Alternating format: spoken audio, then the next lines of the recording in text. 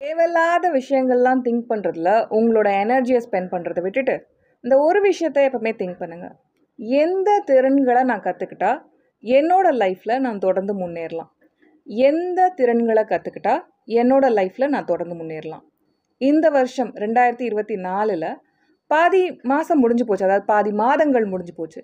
இன்னும் 6 மாதம் இருக்குது. இந்த 6 மாதத்தில் எந்த ஒரு திறனை கற்றுக்கிட்டா அடுத்த வருஷம் 2025 எனக்கு இன்னும் பெட்டராக இருக்கும்?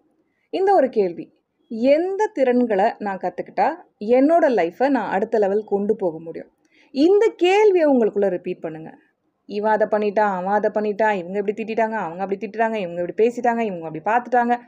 இந்த மாதிரி தேவையில்லாத எண்ணங்களில் உங்களோட டைமை நீங்கள் இன்வெஸ்ட் பண்ணுறதுக்கு, வேஸ்ட் பண்ணுறதுக்கு, நீங்கள் பிஸ்னஸ் பண்ணுறீங்களோ இல்லை ஒர்க் பண்ணுறீங்களோ, எந்த திறன்கள் எனக்கு பெனிஃபிஷியலாக இருக்க போகுது, நான் அந்த திறன்களை ஐடென்டிஃபை பண்ண போகிறேன், அந்த திறன்களில் ஃபோக்கஸ் பண்ண போகிறேன், அந்த திறன்களில் என்னோடய எஃபர்ட்டை கொடுக்க போகிறேன்னுட்டு உங்களோட மைண்ட் அந்த நாகிங் பண்ணதில்ல, உங்களை அது நாக் பண்ணிட்டே இருக்குல்ல, அப்படின்னு சொல்லி உங்களுக்கு பேய் கதைகளாக கட்டமைச்சிட்டே இருக்குல்ல, உங்களை நெகட்டிவிட்டியை நோக்கி ஓட வச்சுட்டே இருக்குல்ல, அந்த பிரெயினை பாசிட்டிவாக நீங்கள் மாற்றணுன்னா ரொம்ப சுலபமான வழி. உங்களோட லைஃப்க்கு எது தேவை அப்படின்றத யோசிக்க அதை வைங்க. அதுக்கான ஆப்பர்ச்சுனிட்டியை கொடுங்க. அந்த சிந்தனைகளை, அந்த எண்ணங்களை அதிக அளவுக்கு உங்களோட பிரெயினை யோசிக்க வைங்க.